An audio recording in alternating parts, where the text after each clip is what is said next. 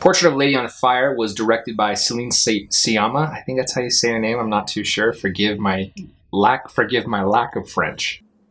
Never mind! Oh, no, I get it now! I didn't want those to be my last words!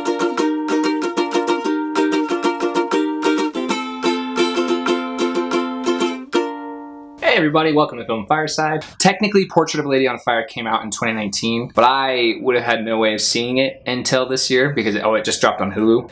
And it is a little weird. It wasn't eligible for the Oscars this year for some reason. I haven't really looked into that, but I got a Golden Globe nomination and a BAFTA nomination for Best Foreign Film, so I'm not too sure why. It's a conspiracy, man! All that being said, I'm counting this among my 2020 films of the year. So this is a French film, by the way. It's if you watch this film, you need to use subtitles, which I never see as a problem, but for some reason that is a problem for people. Well, what do I need subtitles for? Can't you understand what I'm saying? This film is really, it leaves you speechless in many ways. It's a very, very interesting film. I'm still not quite sure how I feel about the film yet. It's just very odd. I just watched it just tonight with my wife, and we were both just kind of like, huh, all right.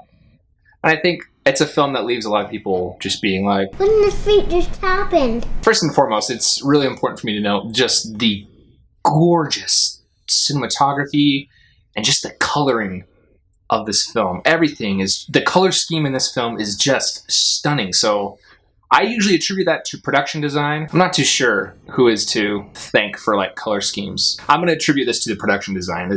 Most of this film takes place on this cliffside and on the beach. Just the color schemes of the costumes are just absolutely stunning. There's a very, very intricate script. Yeah, that's a good word. Good job, Bryson. Rain, how can I ever thank you? Just don't bump me on your way out of the car. There's a lot to analyze, a lot to think about, many references they make to Greek mythology. Back to the cinematography, there are just some absolutely breathtaking shots. Well, honestly, it's attributed to both the cinematography and the production design, so I can't really credit one or the other without crediting both. So I'll say cinematography and production design are an unbreakable team, and it is a really beautiful looking product that comes from this film. The only negative thing I have about this movie, and this may have just been I just wasn't in the right place or something like that, because I just wasn't fully buying the relationship that ensues. I don't know if this relationship is a spoiler or not. I don't really. So I'm kind of like, I don't want to just say what happens. Here's the thing about spoilers for me. I'm of the opinion I really want to know as little as possible when I go into a film. Like, the littlest thing in my mind is a spoiler. Just even certain plot points are a spoiler. But I went into this film knowing this relationship. Okay, so I'll just say it. The relationship that ensues between the main characters. So the main character is a painter, and she's tasked with painting a portrait of a woman before she is given away in marriage. But she's supposed to do it without her knowing, because she doesn't like posing for pictures. From there, a relationship ensues between the two of them. They begin to fall in love with each other. And the relationship didn't feel abrupt to me, but I needed things to kind of, I don't know if sizzle's the right word. I needed things to just develop a little more, if that makes sense. I wasn't really buying the fact that they were in love yet. A lot of that is due to the dryness of this film, which I don't think is too much of a problem. As you watch this film, the characters talk, they'll just talk, and then a long pause, and then another response, and then another response,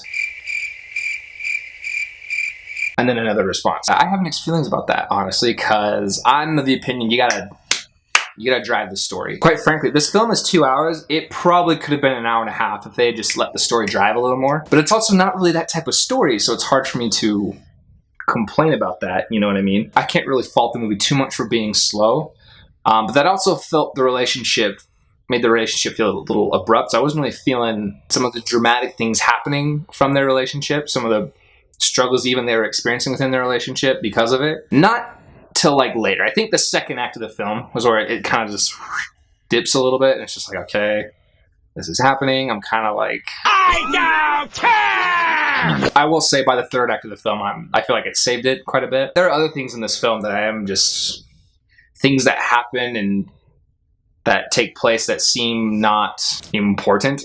On the other hand, though, this is definitely a film I could analyze.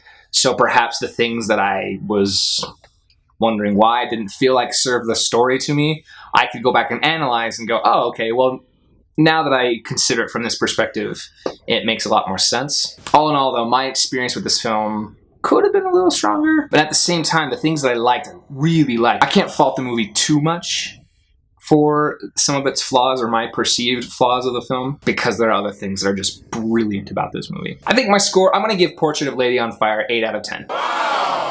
Thank you so much for watching. Portrait of Lady on Fire, have you seen it? What were your thoughts on it? Comment, like, subscribe. Bye-bye.